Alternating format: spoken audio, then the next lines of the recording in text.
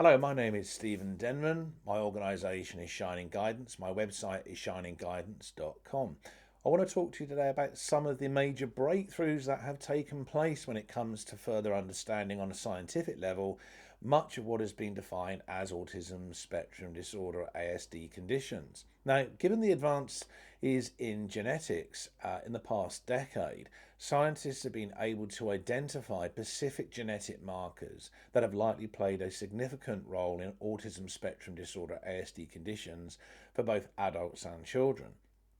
So the genetics first approach therefore capitalizes on these advances and involves careful follow-up assessments and further understanding of scientific data when it comes to individuals with autism spectrum disorder ASD conditions, because they do have specific kinds of genetic markers that make them rather unique,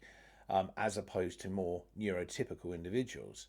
Now, we know the Southwestern Autism Project, also known as the SWAP, at Bristol University in the city of Bristol in northeast Somerset, here in the United Kingdom of Great Britain, which was actually funded by Bristol City Council, was started on the 8th of September 2000. And the reason it was funded by Bristol City Council at Bristol University was because it had been found there had been a significant rise in the number of children in the city of Bristol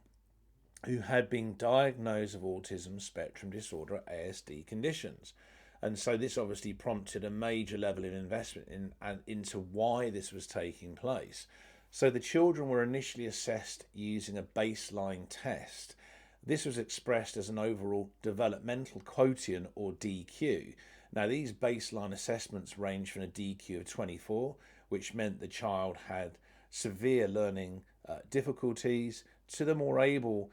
children with a DQ of up to 100. Now, an individual education plan was also developed for each child involved in the studies, and this was written up for each of the children who had autism spectrum disorder ASD conditions. And the overall objective was to enable those autistic children to make sense of what it is to them, existing in what they perceive as a bewildering and fearful environment, and allowing them the space so they could trust the facilitators in the studies, so they could become more active, prompt in their responses, their behaviour, create a greater level of spontaneity and independence in their behaviour, and the types of engagement and interaction they're having with other human beings and their surroundings. So it was actually a very beneficial project. So the Southwest Autism Project, or the SWAP at Bristol University, was highly beneficial and advantageous to those children in terms of further understanding the various genetic issues that play a major factor in creating the condition known as autism spectrum disorder ASD conditions. So when we look at the information that came out of that, we can see that that's been complemented by many other levels of research. For example, there's been numerous scientists that have found a direct link between autistic behaviour and a specific neurotransmitter which communicates information from one nerve cell to another. And in a study that was published on the 17th of December 2015 in the journal known as Current Biology, scientists at Harvard University in the city of Cambridge in Middlesex County, Massachusetts, in the northeastern United States, and scientists from the Massachusetts Institute of Technology, which is also in the city of Cambridge in Middlesex County, Massachusetts, jointly found some very interesting information that had arisen from their studies when it comes to looking at autism spectrum disorder ASD conditions. And they seemed to find that the problem was stemming from what is known as gamma aminobutyric acid, or GABA, which is an inhibitory neurotransmitter. Now, gamma aminobutyric acid, or GABA, stops brain cells from acting in response to information they receive from the external senses, which is obviously how all human beings, whether they're neurotypical or whether they have autism spectrum disorder ASD conditions, obviously use to understand the world around them, so they're able to effectively interact for an experiential level of understanding and discernment. So we know that autism spectrum disorder ASD conditions, are often described as a neurological problem in which all the sensory input becomes a kind of surging effect within the minds of those individuals who have autism spectrum disorder ASD conditions. So the idea of an inhibitory neurotransmitter became a very important factor to be looked at in these clinical observations that were done at these two educational institutes. While many of us can simply tune out from the everyday noises around us, for example, it's not the case for individuals who have autism spectrum disorder ASD conditions. So any noise can become something that makes them feel very overwhelmed because they're hypersensitive. So we know that this has been a major ongoing problem for vast numbers of individuals who have autism spectrum disorder or ASD conditions. And they feel inundated with massive levels of sensory information over short periods of time. And that can turn everyday environments into very regular distressing experiences for them.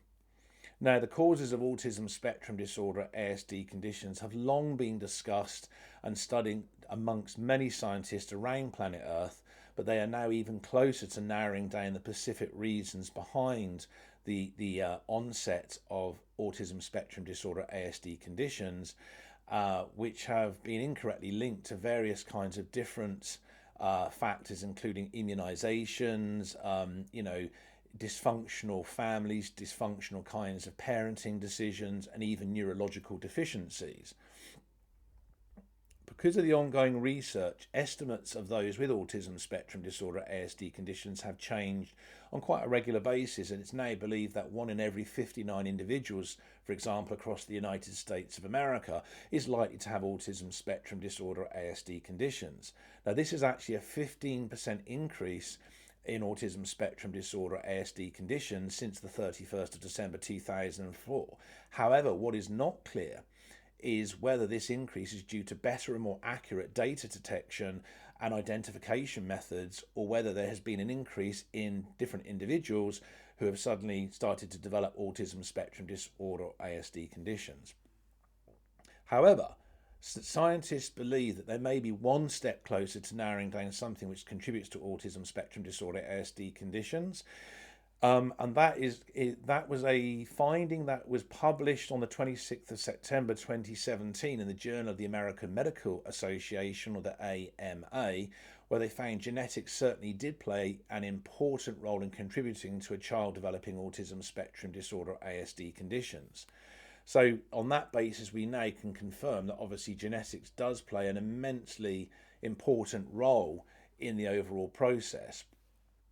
And while these findings are kind of great news for those wishing to understand what contributes to autism spectrum disorder ASD conditions, scientists have still only just begun to really understand the very smallest details when it comes to genetic issues as a major contributing factor to the onset of autism spectrum disorder ASD conditions in children. But however, it is most certainly an important neurological factor that has to be taken into account when dealing on a case-by-case basis with any individual who has autism spectrum disorder or ASD conditions. So we can then say that even though scientists have not been able to identify the specific genes which cause an increased risk of whether or not a child will develop autism spectrum disorder or ASD conditions, they are progressing towards ascertaining which specific genes within the human body are actually responsible for the creation of autism spectrum disorder or ASD conditions. However, many scientific experts do agree that if you or one of your children has autism spectrum disorder ASD conditions, it is therefore essential that you do speak to a general practitioner or GP, or somebody that specializes in genetic research, is a specialist in genetic engineering and biochemical processes, if you want to really further understand how to plan out the future of your children if you believe that they are going to start developing autism spectrum disorder ASD conditions, so that they can be safeguarded and protected and given the right kinds of emotional and psychological support that they most desperately are going to need as they go into adolescence and early adulthood. So really quite fascinating breakthroughs have taken place over the past few years when it comes to looking at ways of ascertaining what are the main factors involved in the onset of autism spectrum disorder, ASD conditions. So I hope you've enjoyed watching this video as much as I've enjoyed presenting the information to you. There'll be many more videos to come in the very near future. And on that note, folks, I'd like to say thank you very much for watching my video presentation, and I will speak to you all very soon.